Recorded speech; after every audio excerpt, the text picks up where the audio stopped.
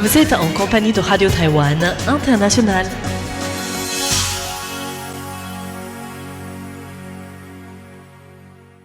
Bonjour tout le monde et bienvenue sur les ondes françaises de Radio Taïwan International.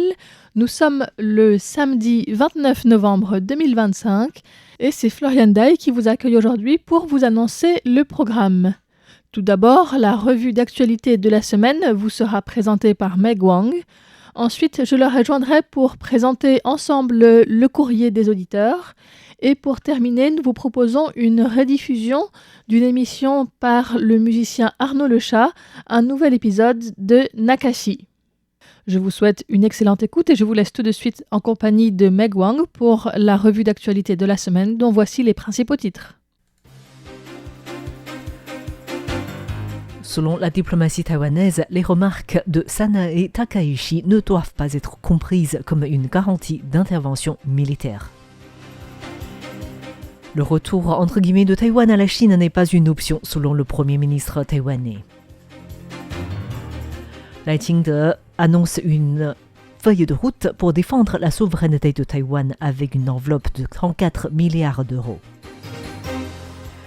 Lutte contre la désinformation, Taïwan est prêt à partager son expérience avec la France. Bonjour à tous, vous êtes bien à l'écoute de RTI, c'est Meg Wang à l'antenne pour vous présenter les informations les plus importantes de cette semaine.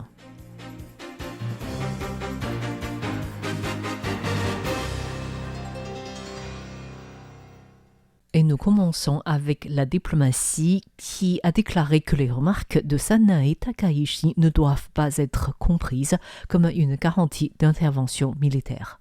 En fait, le vice-ministre des Affaires étrangères François Wu et le directeur adjoint du Bureau de sécurité nationale Zhang Yuanbing se sont exprimés lundi devant la commission parlementaire des Affaires étrangères et de la Défense nationale. La session questions-réponses portait sur les récentes remarques de la première ministre japonaise Sanae Takaichi, prononcée le 7 novembre dernier devant les parlementaires japonais concernant une éventuelle intervention militaire japonaise en cas d'un conflit armé dans le détroit de Taïwan. François Wu a alerté contre une surinterprétation des remarques de la chef du gouvernement japonais, déclarant que les propos de Sanae Takaichi ne devaient pas être comprises comme une garantie de soutien militaire à Taïwan et ajoutant que la réaction de Tokyo en cas de conflit dépendrait également de l'opinion publique japonaise et de la position de Washington. En fait, à propos des déclarations de la première ministre japonaise, un article du Wall Street Journal publié le 26 novembre a indiqué que le président Donald Trump aurait conseillé à la première ministre japonaise, lors d'un appel téléphonique mardi, de ne pas provoquer Pékin au sujet de Taïwan. En fait, le 25 novembre, Donald Trump s'est entretenu au téléphone avec son homologue chinois Xi Jinping, puis un peu plus tard avec la première ministre japonaise, en lui conseillant de ne pas provoquer Pékin sur la question de la souveraineté de Taïwan. Le journal américain ainsi que d'autres médias étrangers ont indiqué d'avoir eu ces propos de la part des responsables politiques japonais et d'une source américaine. Le journal américain a d'ailleurs indiqué que selon cette dernière source américaine, Donald Trump aurait envoyé un message subtil entre guillemets à Takaichi sans faire pression pour qu'elle revienne sur ses propos. Interrogé jeudi par les médias sur ce sujet, le porte-parole du gouvernement japonais, Milolu Kilana, a démenti l'article du Wall Street Journal et a indiqué que le gouvernement japonais avait demandé au Wall Street Journal de rectifier l'article. Zhuo Rongtai, le retour entre guillemets de Taïwan à la Chine n'est pas une option. Le président américain Donald Trump et le président chinois Xi Jinping se sont entretenus au téléphone au début de la semaine, près d'un mois après leur rencontre à Busan en Corée du Sud fin octobre. Selon l'agence presse chinoise Xinhua, Xi Jinping a souligné lors de cet appel que le retour entre guillemets de Taïwan à la Chine est un élément important de l'ordre international d'après-guerre, tandis que Trump a déclaré que les États-Unis comprennent l'importance de la question taïwanaise pour la Chine. Cependant, lorsqu'il a évoqué le contenu de cet appel, Trump n'a fait aucune mention de Taïwan. À cet égard, le Premier ministre taïwanais Zhuo Rongtai a réaffirmé mardi que la République de Chine-Taïwan était un pays pleinement souverain et indépendant. 2300万的国人没有回归的这个选项，这个很清楚的。 Le retour à la Chine des 23 millions de Taïwanais n'est pas une option, c'est très clair. Taïwan appartient au monde. Taïwan est extrêmement important pour le monde en termes de sécurité régionale et de développement technologique et économique. Par conséquent, le maintien du statu quo est un enjeu auquel le monde entier prête actuellement attention. La Chine ne peut en aucun cas perturber ce statu quo. C'est aussi une raison importante pour laquelle nous devons renforcer nos capacités d'autodéfense et nous tenir aux côtés des pays démocratiques du monde entier.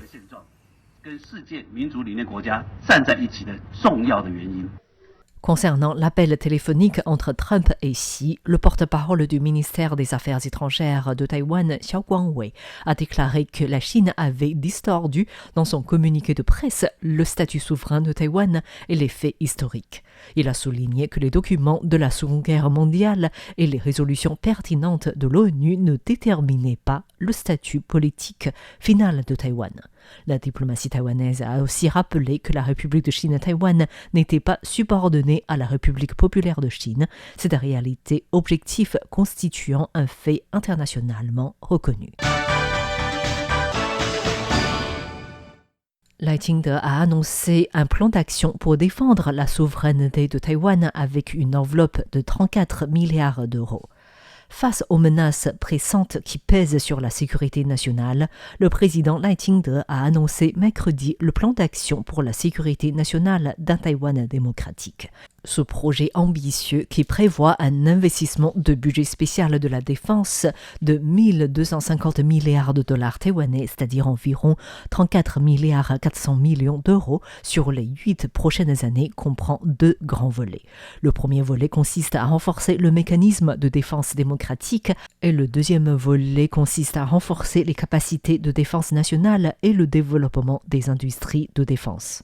L'annonce du budget d'armement de plus de 34 milliards d'euros par Lai Ching-te a suscité des interrogations, certains y voyant une possible pression des États-Unis. En réponse, Lai Ching-te a insisté sur le fait que la principale pression exercée sur Taïwan provenait des ambitions d'annexion de la Chine. Ce budget spécial étant sans lien avec l'entretien téléphonique entre Donald Trump et Xi Jinping ou les négociations tarifaires réciproques.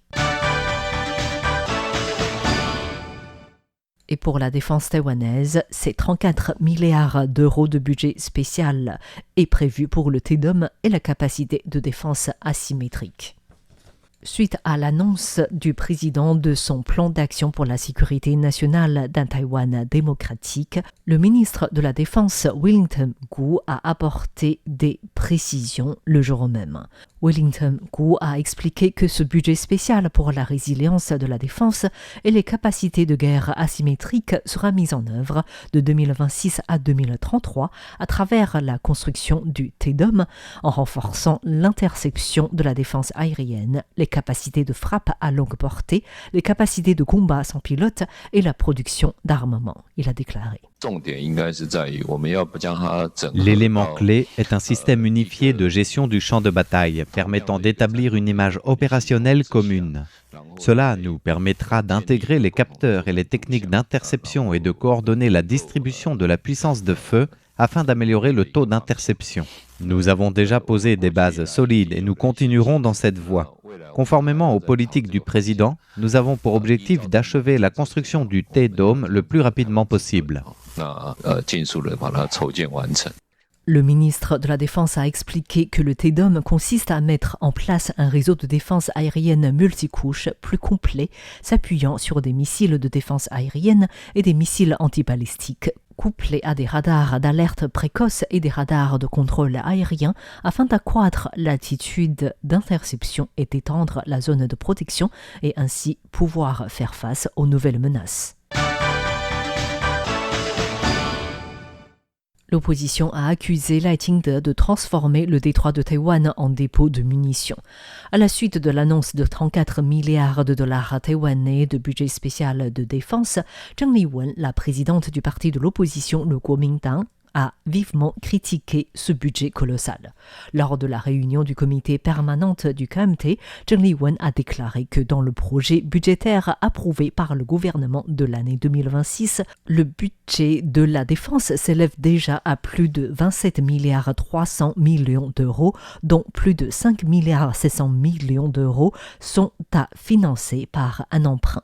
La présidente du KMT a souligné qu'il faut y ajouter des emprunts de l'ordre de plus de 2 milliards 900 millions d'euros déjà votés pour financer les budgets spéciaux de renforcement des capacités de combat aérien et naval et de reconstruction suite au typhon Danas et aux pluies torrentielles du 28 juillet dernier. La dette totale dépassera ainsi les 500 milliards de dollars taïwanais, c'est-à-dire plus de 14 milliards 300 millions d'euros, qui est au-delà du plafond légal. Zheng Liwen a également indiqué que les déclarations du président Lai Ching-te ont non seulement transformé le détroit de Taïwan en un dépôt de munitions, mais aussi Taïwan en arsenal. La lutte contre la désinformation, Taïwan prêt à partager son expérience avec la France. Le 19 novembre dernier, lors d'une conférence donnée à Arras, le président taïwanais Emmanuel Macron a évoqué la lutte exemplaire de Taïwan contre la désinformation face à un voisin géant malveillant. Le ministre taïwanais des Affaires étrangères Lin Jialong a réagi le 27 novembre au soir sur les réseaux sociaux en indiquant que Taïwan était prêt à partager son expérience avec le monde en la matière. Lin Jialong a souligné que le guide français, tous responsables face aux risques agissons, tout comme celui de Taïwan in case of crisis, témoigne du fait que les pays démocratiques reconnaissent la nécessité de renforcer la sensibilisation des citoyens aux risques et leur résilience. Lin Jialong a précisé que les efforts déployés par Taïwan dans la lutte contre la fausse information et le renforcement de la résilience sociale sont de plus en plus reconnus à l'échelle internationale et que Taïwan était disposé à partager son expérience avec la France et les autres pays démocratiques. Taïwan a fait un nouveau don de véhicules de secours à la ville de Lviv en Ukraine. L'ONG Taiwan Association of Community Advancement est parmi les organisations de la société civile à apporter un soutien à l'Ukraine depuis le début de la guerre russo-ukrainienne. Elle a notamment fourni mardi des ressources médicales et de secours et a lancé des campagnes de financement pour acquérir des véhicules de secours. Grâce au soutien du ministère taïwanais des Affaires étrangères, un 4e lot de 68 véhicules de secours est envoyé depuis Taïwan le 27 novembre par cette ONG à la ville de Lviv.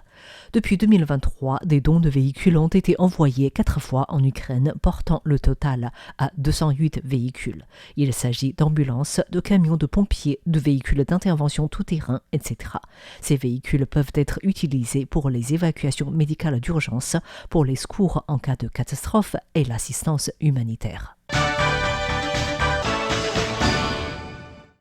Le groupe Intel a réfuté les accusations contre Lowegen du vol de données de TSMC. Le 25 novembre, le géant des semi-conducteurs TSMC a annoncé porter plainte contre Lowegen, ancien vice-président senior ayant rejoint son concurrent Intel pour violation des clauses de non-concurrence et de confidentialité. En réponse, Intel a publié un communiqué le 26 novembre indiquant que sous la direction de son PDG, Tan Libu, Intel a engagé une série de transformations. Et dans ce cadre, Intel se réjouit de retour de Lowegen au sein de l'entreprise. Il a travaillé chez Intel pendant 18 ans, se concentrant sur le développement des technologies de traitement des plaquettes avant de poursuivre ses activités chez TSMC pendant 20 ans. Lowegen est largement respecté dans l'industrie des semi-conducteurs pour son intégrité, son leadership et son expertise technique selon le communiqué. Le groupe insiste ainsi qu'il n'y a aucune raison de croire que les allégations portées contre Lowegen sont fondées. Merci à tous d'avoir suivi les informations les plus importantes de cette semaine qui se conclut. C'était Megwan pour RTI. Une excellente écoute à tous en compagnie de Radio Taïwan International.